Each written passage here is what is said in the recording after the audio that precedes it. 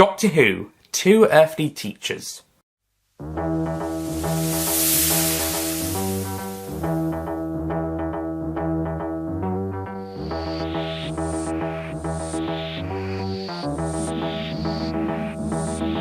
Doctor Who, Two Earthly Teachers.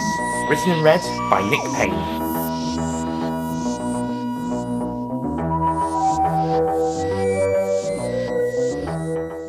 It was a dark, cold, misty night.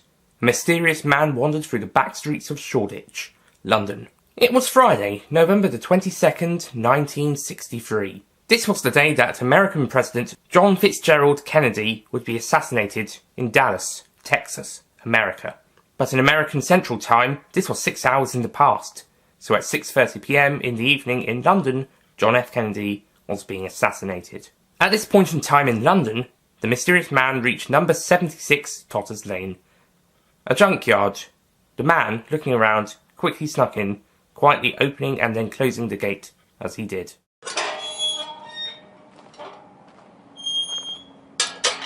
He walked up to a humming blue box some halfway into the yard, near the wall. The old man walked up to it, coughing as he did. He reached into his pockets and took out a key. He placed the key into the lock and twisted it. The door opened slightly. The sound of 60s rock music came out from the box. "There you are, grandfather," a girl's voice came from inside. The old man was about to enter, but suddenly there was a crash behind him. A metal pot had fallen off a crate and onto the floor. "Hold on!" the old man called inside and closed the door. He then went over towards the crate. As he did, he heard two voices whispering to each other, slightly annoyed. He walked over to the hiding pair of humans. "What are you doing here?" he asked them. 76 Totters Lane, Bridget Wright said to her colleague, Liam Chesterford. They were sitting in Liam's car, awaiting the arrival of one of their pupils, Susie Fordham. Liam was a science teacher at Cold Hill School. Bridget was also a teacher, but of history. Susie Fordham was a pupil at the school, and was an odd one. She would talk about things that didn't exist. She claimed that they hadn't happened yet, such as the British currency change to the decimal system, like in the United States. When she wasn't talking about things that happened yet, she showed a high level of knowledge of historical topics and science, amongst other things. The two school teachers deliberately tried to trip her up, but her response was always dismissal. In the end, the teachers gave up as it was disruptive to the other students' learning more than Susie's, which was incredibly unhelpful as they were in their 5th and final year of secondary school and the big O-levels exam year, a stressful time in the teenagers' lives. In fact, the mocks had only been a few weeks ago. The two teachers had decided to follow Susie home that night, possibly hoping to have a word with her grandfather, who Susie mentioned that he didn't like strangers. They drove to the front of the gate and waited in the car, engines and lights off. Only the lights of the gate's lamp shone. The two teachers discussed Susie, at one point joking that she could be meeting a boy and how that was so normal. Eventually, Susie wandered down the street, past the car and over to the gate. She failed to notice Liam and Bridget in the car. She opened the gate and crept inside.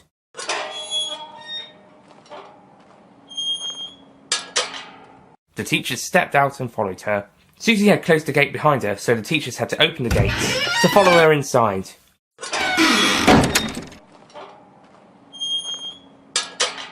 Closing the gates, they noticed that Susie had completely disappeared. "But there's only one way in and out of this junkyard," Liam said. "Where did she go?" They then stopped. They heard a strange humming. Liam walked over to a strange blue box that was just standing there. "It's a police box," Liam exclaimed. "But they're normally on the street." He touched the box. "Hey! It's alive!" he exclaimed. "Surely not," Bridget said. "But it is," Liam said. "It's alive." Liam held his hand against the box for a short while. "We should go," Bridget said, forgetting why they were there. Liam nodded, agreeing with Bridget and also forgetting why they were there. Suddenly the gate opened. Bridget and Liam quickly hid behind some nearby boxes. A man coughed as he entered and closed the gate. The old man walked up to the box, reaching inside his pocket and taking out a key, and also coughing as he did. He placed the key in the lock and turned it. He opened the door slightly. 60s music poured out of the box and a young girl called, "There you are, grandfather." As the old man was about to enter, Liam accidentally knocked over a metal pot, which had been on top of the boxes. It crashed to the floor, alerting the old man's attention. "Hold on," he called inside, and shut the door. "That was her voice," Liam said. "Bloody fool," Bridget said. "Now we'll be noticed." "What are you doing here?" a voice from above said. The pair got up to address him. "We're school teachers from the Cold Hill School," Liam said. "We noticed one of our pupils, Susie Fordham, entering the premises. So that gives you a reason to trespass, young man? The old man asked. We think she's inside that police box, Bridget said. The old man's face dropped into a more annoyed and angry position. Well, I can tell you that there is no girl inside that box, madam, the old man said. Well, why don't you just open those doors and show us? Liam asked. The old man smiled. Very well, young man, he said. If it will prove to you that she's not in there. It will, Liam said. The old man and the schoolteachers walked over to the blue box. The old man took out a key and placed it in the lock. He twisted it and opened the door. What is going on out there, grandfather? A girl called from inside. She is inside! Liam and Bridget exclaimed. In you go, the old man said, pushing Bridget inside, then Liam. He then followed in.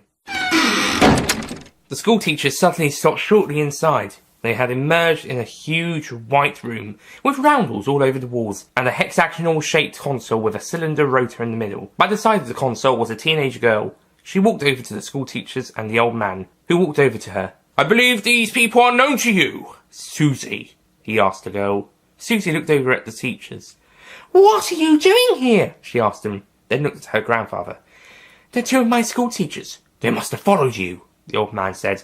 From that bloody school. I knew, Susie, if we stayed in one time period for too long, someone would notice us. But why did they follow me? Susie asked. Because we were worried about you, Bridget said.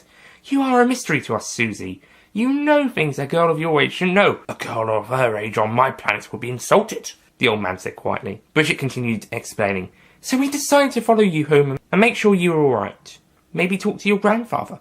Well, you have and you've talked to me, the old man said. Also, that's creepy. Like, seriously creepy. It was just a police box, Liam spluttered, managing to just about say the words.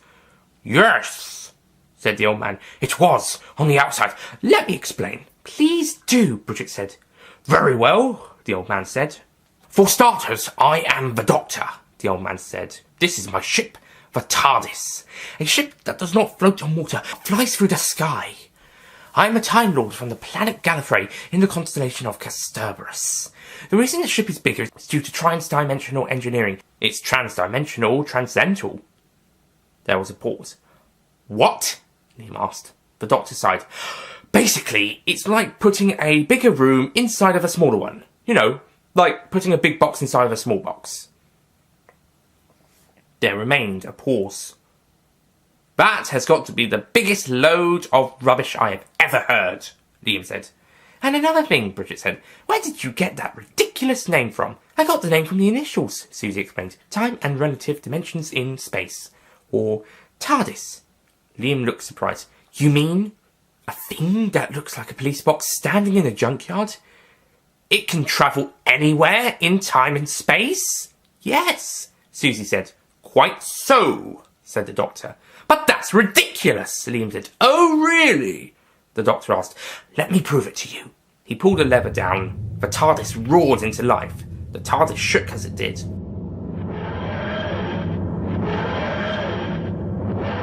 The TARDIS travelled through the time and space vortex. The Doctor and Susie stood next to the console and held on. Bridget and Liam collapsed, though Bridget's fall was broken by a well-placed chair. Liam, however, landed on the floor. The TARDIS materialised in space. It then stopped with a shake, throwing everyone onto the floor, which led to Bridget falling on top of Liam. The Doctor stood up. He checked the TARDIS monitors. They were suspended in space, above the Earth, still in the same time zone. Susie, Bridget and Liam also stood up. They went over to the monitor. The Doctor tried fiddling with some of the switches on the console. It appears we are stranded in space, he explained. Stuck in Earth's orbit. Same year as when we left. Oh, that's ridiculous, Liam said. The Doctor pulled a lever. The TARDIS doors opened. Liam and Bridget went to have a look. They soon realised that they were indeed in space. Oh, and in case you were wondering, there's an air shield around the ship, the Doctor said. Liam and Bridget then headed back over, and the Doctor pulled the lever again. The doors closed. So what's going on, Grandfather? Susie asked. I don't know, said the Doctor. I can't think how this has happened. It has never done this before. I can explain, came a voice from the monitor. The Doctor, Susie, Liam and Bridget turned to face the monitor. A man with an evil grin was on the screen. "And who are you then, sir?" the doctor asked. "Oh, come now, doctor, you know me," the man said. "No? Very well. I am the master." "Oh, shit!" exclaimed the doctor. "Not the master!" cried Susie. "Yes," the master said. "And now I will kill the doctor before he begins," the master declared to the doctor and his companions. He laughed evilly. He smiled evilly as he looked down at the travellers who were, in his mind, about to receive their fate. To be continued.